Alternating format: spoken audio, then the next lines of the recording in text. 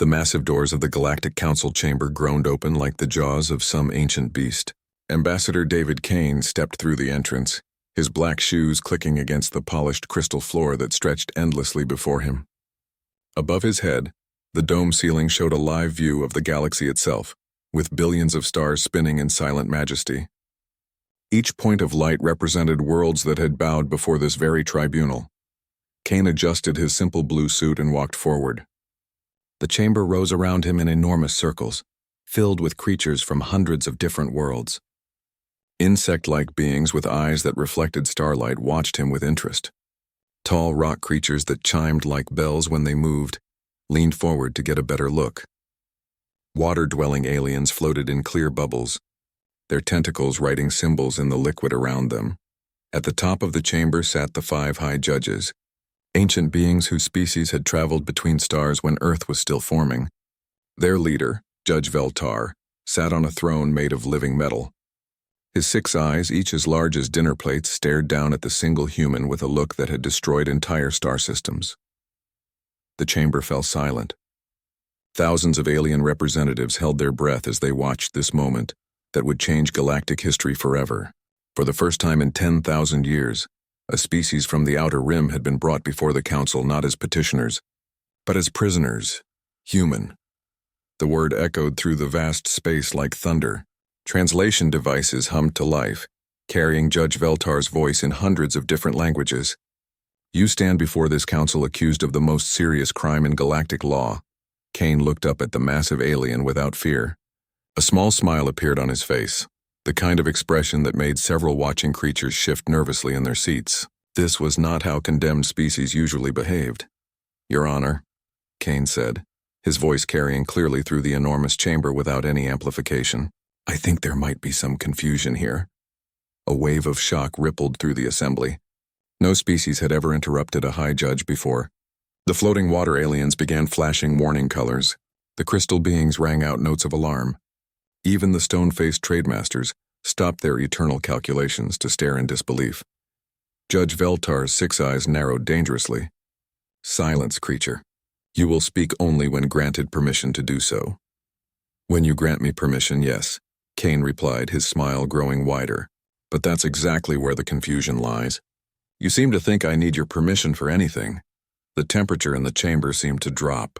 Security drones, sleek and deadly, began descending from hidden spaces in the walls. Their weapons powered up with a high-pitched whine that had been the last sound heard by countless rebellious worlds. Kane didn't even glance at the weapons aimed at him. Instead, he reached slowly into his jacket pocket. Every security system in the chamber immediately focused on him. Energy shields flared to life around the high judges. The crystal being's harmonic communication turned into pure terror, a sound like an entire cathedral made of glass being shattered. From his pocket, Kane pulled out a device no bigger than his hand. It looked almost primitive compared to the advanced technology surrounding them, just a simple black rectangle with a single red button on top. You know, Kane said casually, as if he were discussing the weather instead of facing the combined military might of half the galaxy. Humanity has been traveling in space for exactly 243 years. That's not very long compared to civilizations that have been jumping between stars for thousands of years. Judge Veltar's voice boomed through the chamber. What is the meaning of this display, human? Surrender that weapon immediately or face instant destruction.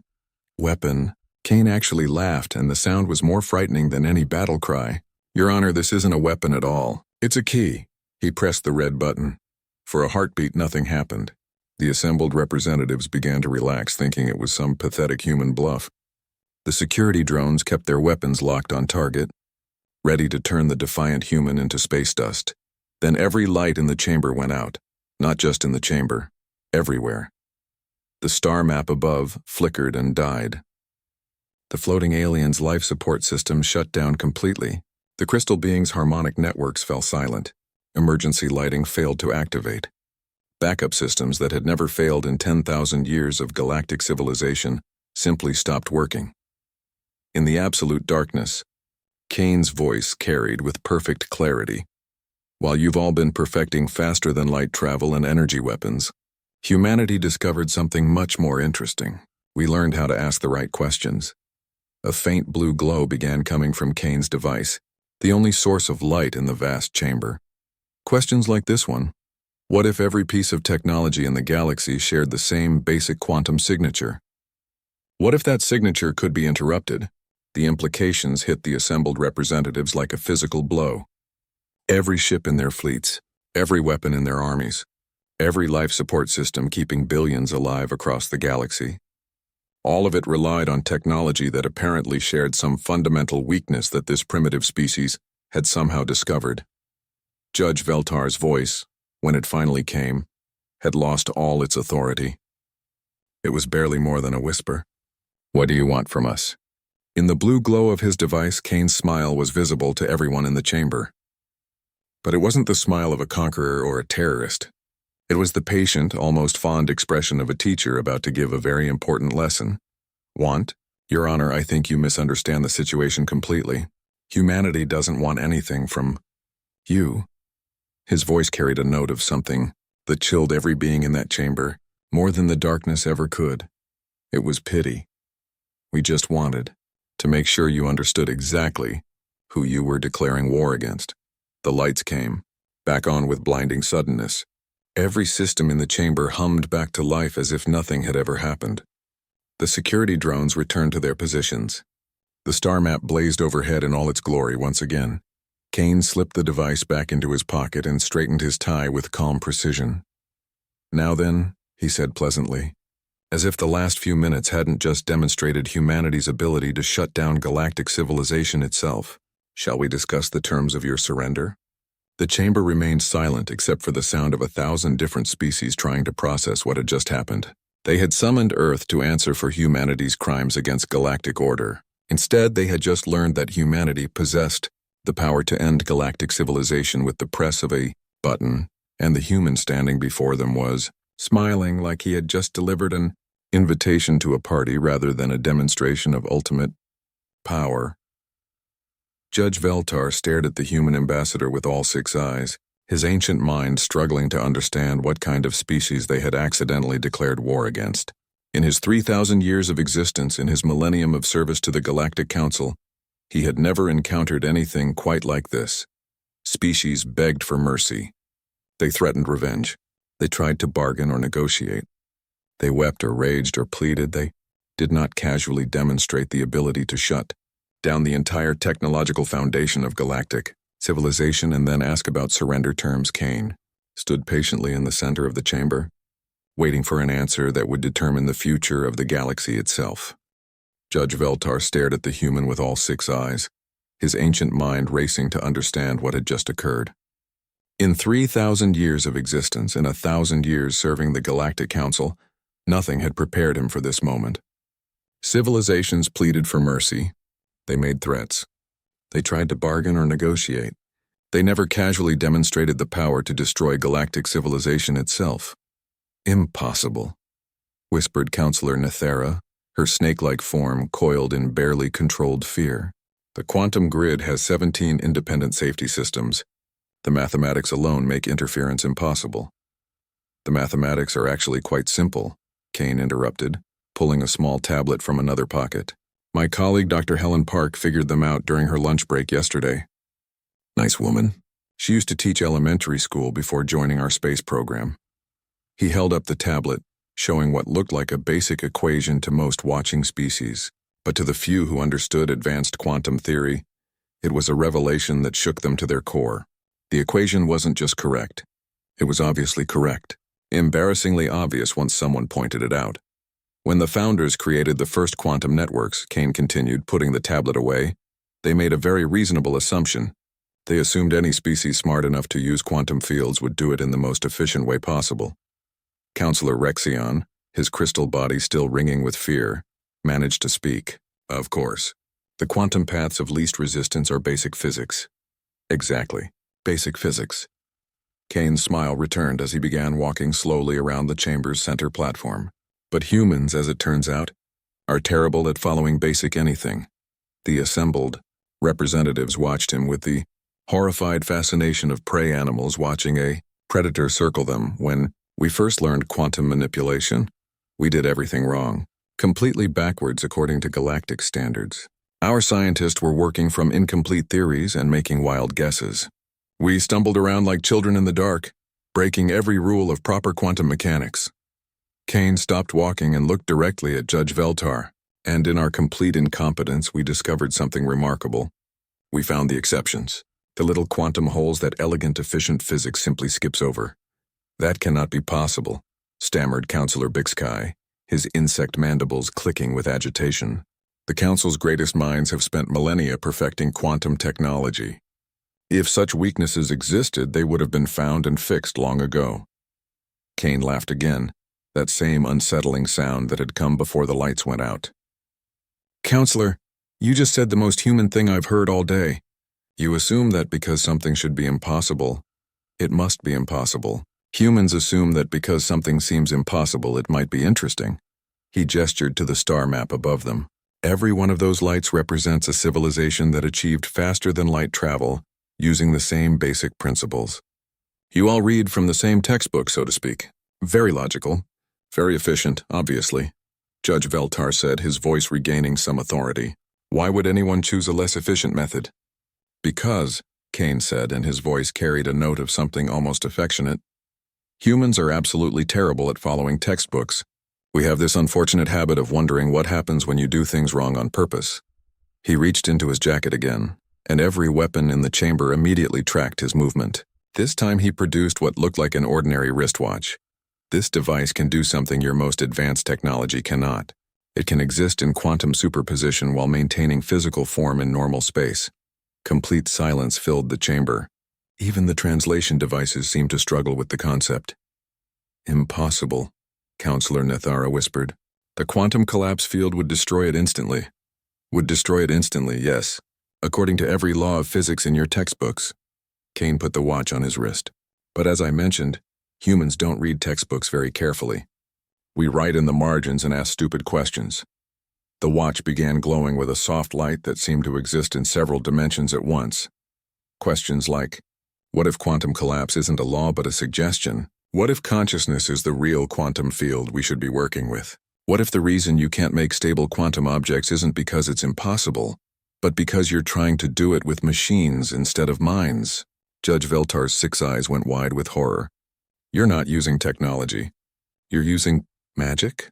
Kane shook his head. No, nothing so mysterious. We're using something far more dangerous than magic. His smile became almost predatory. We're using imagination. The chamber exploded into chaos. Representatives leaped from their seats, babbling in dozens of languages. Security alarms began wailing. The high judges were shouting orders that no one could hear over the noise. Through it all, Kane stood calmly in the center of the storm, checking his impossible watch. Ladies and gentlemen, he said, and somehow his voice cut through all the noise like a knife. I believe it's time you met my colleague. Captain Emily Foster should be arriving right about now. As if his words had summoned her, space itself began to fold in the center of the chamber.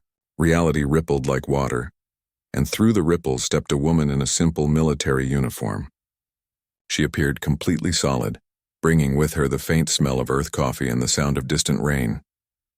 Sorry I'm late, David, Captain Foster said, brushing imaginary dust from her sleeve. Heavy traffic. Had to take the long way around through the Centauri loop. Every being in the chamber stared at her in absolute silence. What she had just done was beyond impossible. She had moved across galactic distances without a ship, without a portal, without any visible technology. It was an insult to reality itself. Everyone, Kane said pleasantly, I'd like you to meet Captain Emily Foster, of the Earth Defense Corps. She'll be explaining why declaring war on humanity was the worst mistake your species have ever made. Captain Foster looked around the chamber with the calm confidence of someone who had just violated several fundamental laws of physics and considered it a minor inconvenience before. We begin, she said, addressing the still stunned assembly. Let me clear up what you're all thinking. No, I didn't use a teleportation device.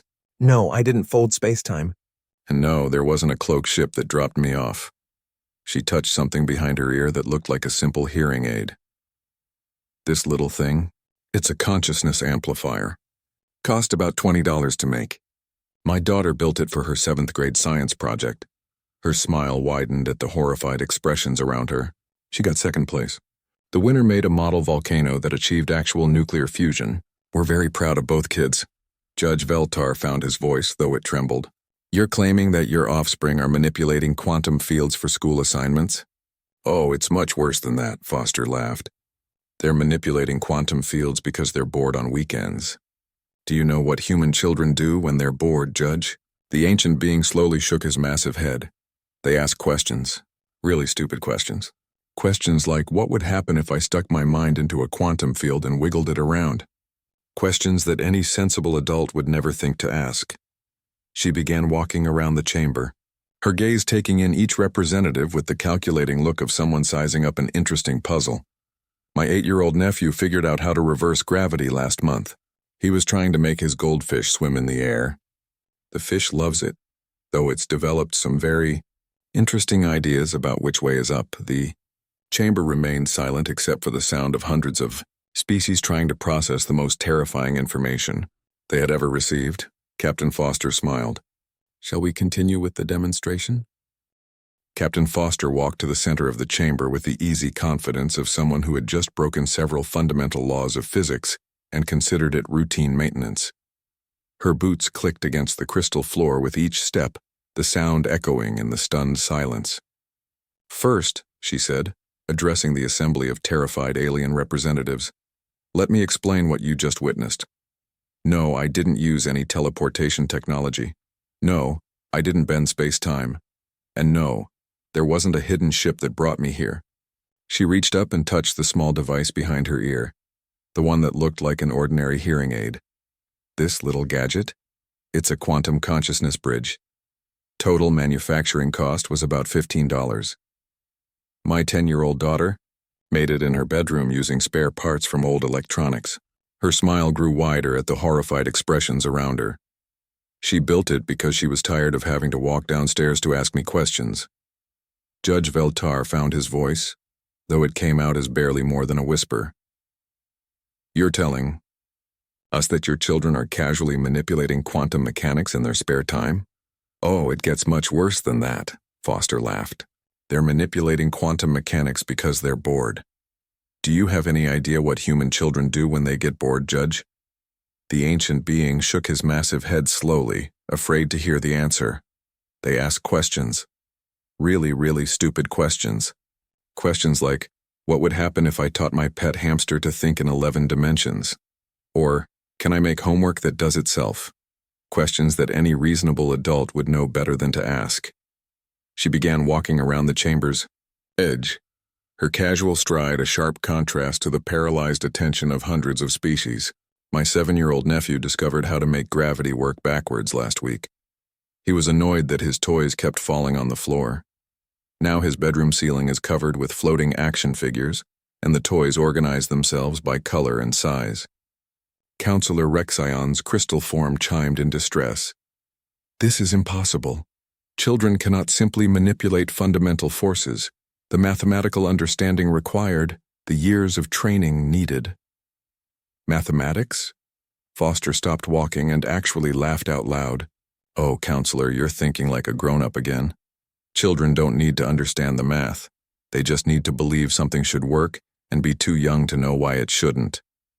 She gestured to the star map above them, which showed the familiar view of local galactic space.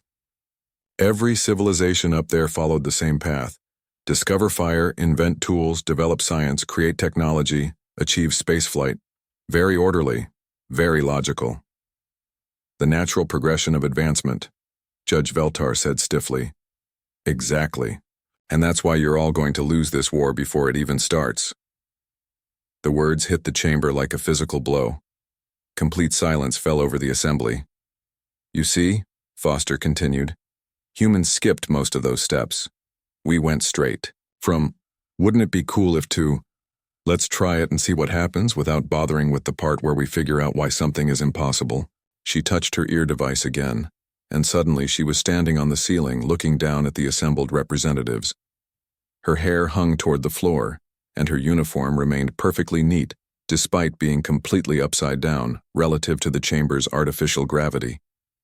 Personal gravity manipulation, she explained conversationally as if standing on the ceiling was perfectly normal.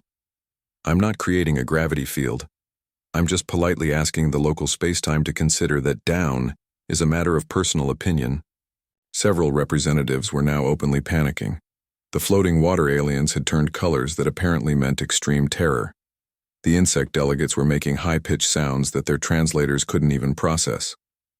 But here's the really important part, Foster said, casually walking across the ceiling as if it were the floor. I'm not even close to being the dangerous one. She dropped from the ceiling, not falling but moving deliberately, and landed gracefully on her feet in the center of the chamber. I'm just a soldier. I follow orders and occasionally break things when necessary. Very straightforward work. The dangerous ones are the people who never stopped asking what-if questions. Ambassador Kane stepped forward with a slight smile. Allow me to introduce Dr. Michael Chen, our head of theoretical impossibilities. The air shimmered near Kane, and a man in a wrinkled lab coat appeared. Unlike Foster's dramatic entrance, his arrival was subtle. One moment the space was empty, the next moment it had always contained a scientist with coffee stains on his shirt and an expression of mild confusion. Oh, hello everyone, Dr. Chen said, waving cheerfully at the assembly. Sorry about the temporal displacement. I was in the middle of an experiment and had to finish it before coming to this particular moment in time. The words hit the representatives like thunder. Temporal displacement. Coming to this moment in time. This human had casually mentioned time travel as if he had been delayed by bad weather. Dr. Chen, Kane said formally, would you mind explaining to the council what humanity has been doing for the past 2 centuries? Oh, the usual, Chen shrugged, pulling out what looked like a regular smartphone. Learning to think sideways mostly. Turns out when you approach physics from the angle of what would be awesome instead of what should be possible, you find all sorts of interesting loopholes. He began scrolling through his phone as if checking social media. Let's see what's new today. Jenny Martinez, age 9, invented a pocket dimension where her homework does itself while she plays. The math teachers are adapting surprisingly well. Bob Wilson finished his art project, which is a working model of democracy where everyone's vote literally reshapes reality until everyone agrees. And Mrs. Peterson's book club decided to visit the library at the center of the galaxy, where all the stories that were never written are kept on shelves made of crystallized dreams. He looked up from his phone with genuine surprise. Oh, and apparently you declared war on us? That's interesting. When did that happen? Judge Veltar's voice was barely audible. What do you want from us? Dr. Chen looked genuinely confused. Want? We don't want anything. We're here to offer you something. Offer us what? Counselor Nethara asked, her serpentine form coiled with tension. A choice, Kane said simply. The same choice we gave ourselves 200 years ago when we first looked up at the stars and decided that impossible just meant no one had tried hard enough yet. Captain Foster nodded. You can keep doing things the way you always have. Keep following your rule books. Keep being logical and efficient and predictable. Keep building your galactic civilization on the foundation of, this is how things have to work. Or, Judge Veltar asked, though he seemed terrified of the answer. Dr. Chen smiled, the same unsettling expression they had been seeing from humans all day. Or you can learn to ask better questions. Questions like, what if the galaxy could be better than this? What if suffering was optional? What if impossible was just another word for hasn't been tried yet? We're not here to conquer you, Kane said softly. We're here to invite you to help us conquer impossibility itself. The chamber fell silent except for the sound of hundreds of civilizations trying to process the most dangerous offer they had ever received. But first, Captain Foster said, checking her impossible watch, there's something you need to see, something that will help you understand exactly what kind of species you just declared war against. She touched her ear device once more. Control. This is Foster. Begin the demonstration. Above them, the star map began to change in ways that defied everything they thought they knew about reality. The war, they were beginning to realize, was already over. The only question now was what kind of galaxy they wanted to live in afterward. The star map above the chamber flickered and transformed into something that made every representative question their understanding of reality itself. Instead of the familiar view of local space, they were looking at Earth. But this was not the primitive world their intelligence reports had described. This Earth was alive in ways that seemed impossible. Cities stretched beyond the horizon. But they didn't just shine with artificial light. They pulsed with organic rhythms, as if the buildings themselves were breathing. Forests covered vast continents in shades of green that had no names.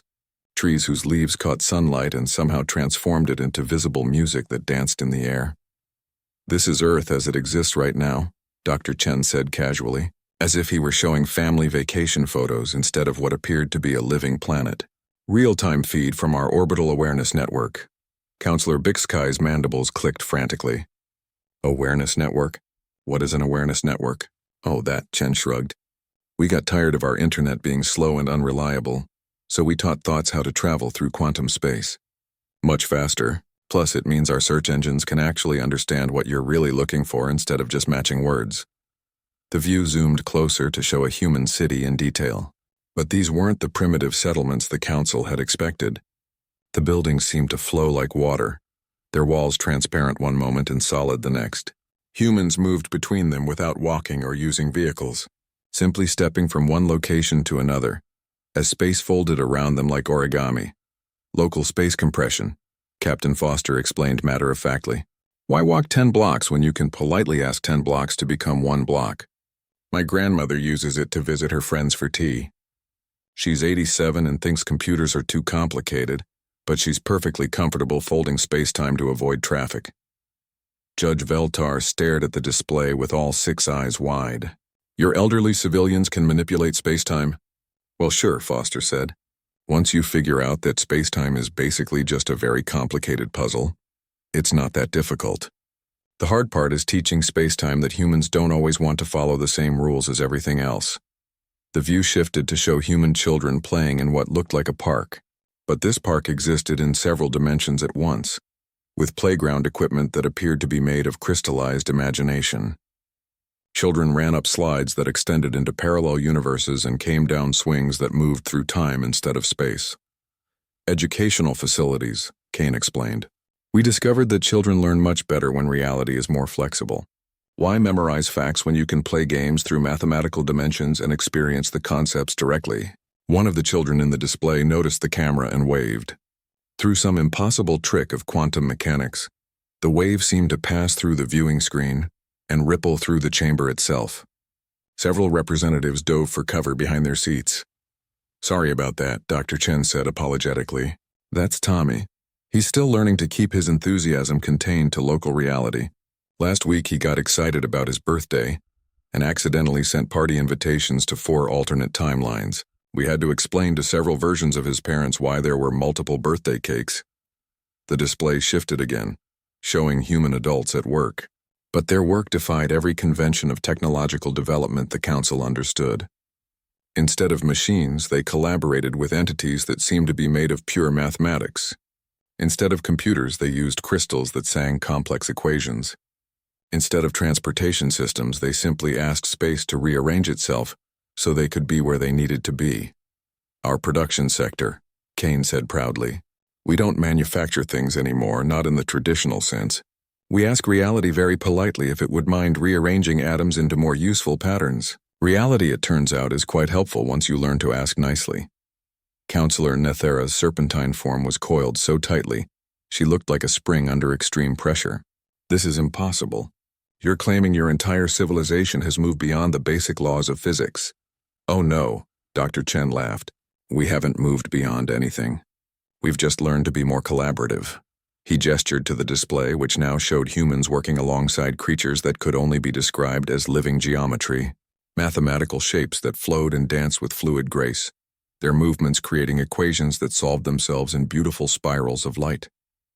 Physics, it turns out, isn't a set of unchangeable laws.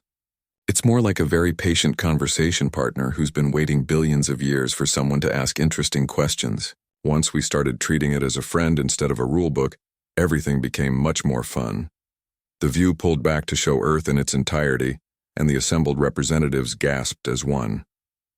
The planet wasn't just alive, it was thriving in ways that seemed to violate every principle of planetary management they understood. Instead of the careful balance between technology and nature that characterized advanced worlds, Earth had achieved something unprecedented: perfect harmony. Cities grew like gardens. Forests computed like supercomputers. Oceans sang with frequencies that somehow supported both sea life and interstellar communication networks. The entire planet pulsed with a rhythm that was part heartbeat, part data stream, and part symphony. Biological integration, Captain Foster said. Turns out when you stop thinking of technology and nature as opposites, they start working together in really interesting ways. Our cities clean the air by breathing. Our forests solve mathematical problems by growing. Our oceans serve as both habitat and data storage. Judge Veltar found his voice, though it trembled with something between awe and terror. How many humans are there? Kane smiled.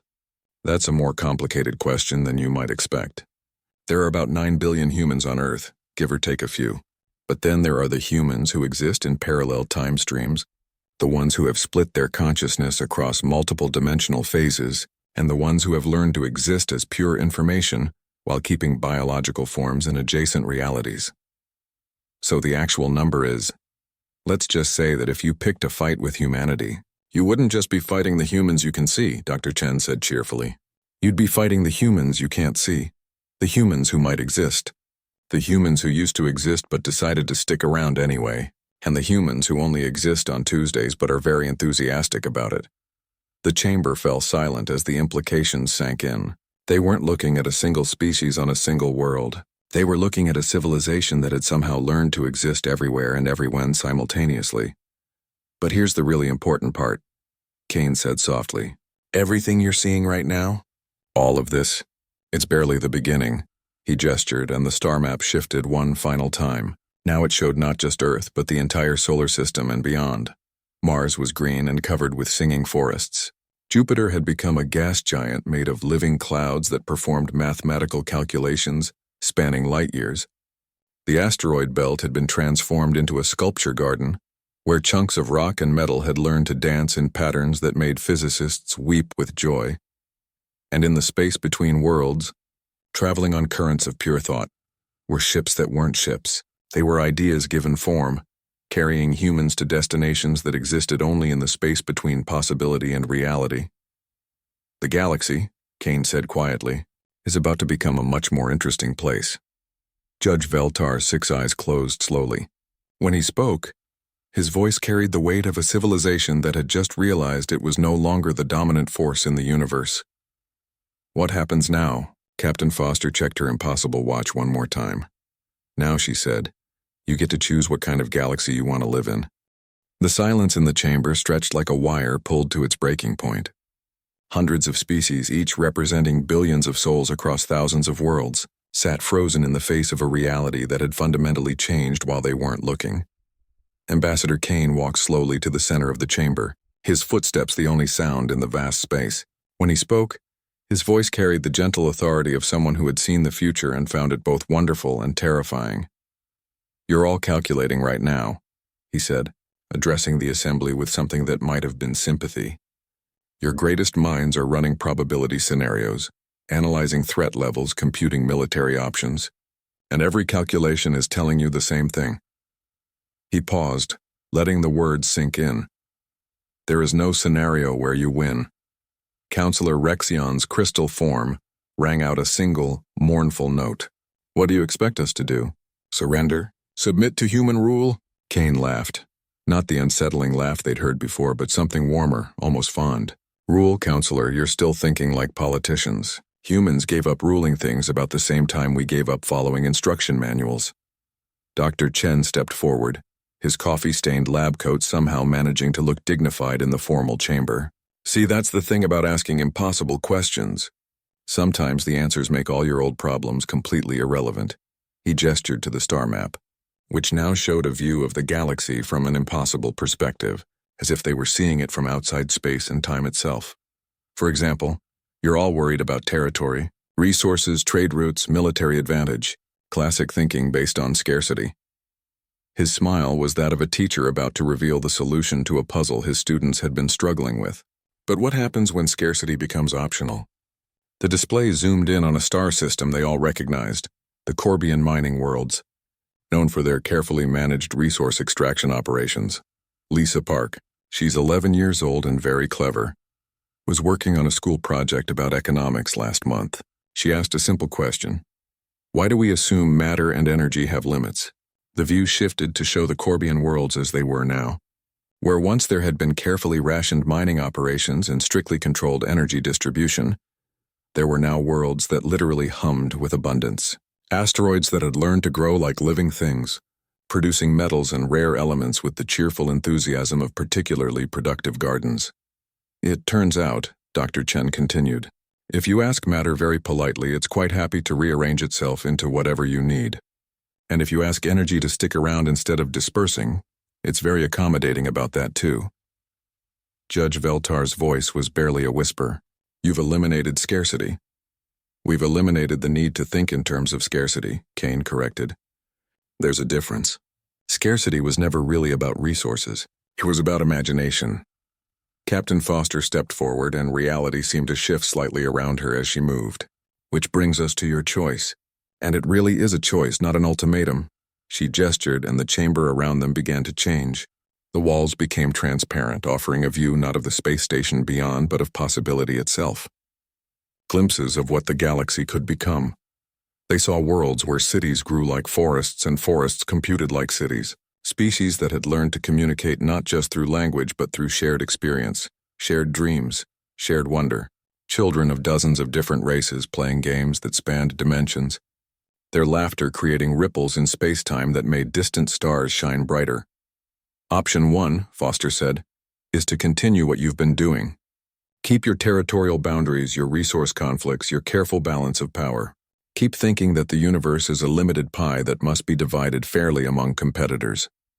The view shifted to show the alternative, the galaxy as it currently existed, with its endless conflicts over mining rights, its careful diplomatic balances, its perpetual state of managed tension. We won't stop you, Kane added. Humanity has no interest in ruling anyone or anything. You want to keep doing things the hard way? That's entirely your choice. We'll just work around you. Work around us how? Counselor Nethara asked, though she seemed afraid of the answer. Dr. Chen pulled out his smartphone and showed them the screen. It displayed what appeared to be a social media feed, but the posts were from humans scattered across dimensions that hadn't existed moments before. Sarah Johnson, age 8, just invented a universe where gravity works on the honor system and everyone's pet becomes a mathematician. The local physics department is adapting beautifully. Mike Davis finished his art project, which is a working model of democracy, where everyone's opinion literally reshapes reality until consensus is reached. And Mrs. Rodriguez's gardening club has decided to plant flowers in the empty space between galaxies, where new colors grow that make people happy just by existing. He looked up from the phone. Humanity isn't limited to this reality anymore. If you want to keep the galaxy as it is, we'll just make new galaxies. Better ones. Galaxies where impossible things happen every day and everyone's invited to participate. The implications hit the assembly like a physical blow. Humanity wasn't threatening to conquer them. They were threatening to leave. To create realities so wonderful, so full of possibility, that anyone with imagination would follow them, leaving behind the old galaxy with its old rules and old limitations. Option 2, Captain Foster said softly, is much harder. The view around them shifted again, showing not the impossible wonders of human achievement but something more subtle, scenes of cooperation. Humans working alongside aliens not as rulers and subjects, but as partners in the grand experiment of asking impossible questions. Option 2 means admitting that everything you thought you knew about how things work might be wrong. It means letting your children ask stupid questions and taking their answers seriously. It means treating physics like a friend instead of a rulebook. And treating reality like a collaborative art project instead of a zero-sum game. It means, Kane added, learning to imagine. Judge Veltar straightened on his throne, and for the first time since the humans had entered his chamber, he looked like the leader of a galactic civilization. What would you require from us? Require? Dr. Chen laughed. We don't require anything, but there are things we could want if you were interested in offering them. Such as? Kane smiled, and this time it was the warm smile of someone extending an invitation to a party. Your questions. Your perspectives. Your particular ways of looking at the universe and asking, what if? He gestured to the assembled representatives. Humans think in certain patterns. We've gotten very good at our particular brand of impossible, but there are other brands we haven't even imagined yet. What questions would a crystal mind ask that a biological one wouldn't? What possibilities would a hive consciousness see that individuals miss? What wonders could beings who experience time differently create? Captain Foster nodded. The universe is big enough for everyone's impossible dreams, but it's much more fun when you dream together. The chamber fell silent again, but this time the silence was thoughtful rather than terrified. Finally, Judge Veltar spoke. If we chose the second option, how would we begin? Dr. Chen grinned and pulled something from his pocket. A small device that could have been a child's toy. Funny you should ask. My nephew made these in his workshop last week. Imagination amplifiers. Kid-friendly version. He tossed the device to the judge, who caught it with trembling hands. Just activate it and ask a question you've always wondered about but never dared to ask. The device helps reality listen to what you're really asking instead of what you think you should be asking. Judge Veltar looked at the device for a long moment. Then, with the gravity of someone making a decision that would reshape galactic civilization, he pressed the activation button. I've always wondered, he said softly, what it would sound like if stars could sing. The device activated with a soft chime, and throughout the galaxy, in perfect harmony that had been waiting billions of years for someone to ask the right question, the stars began to sing.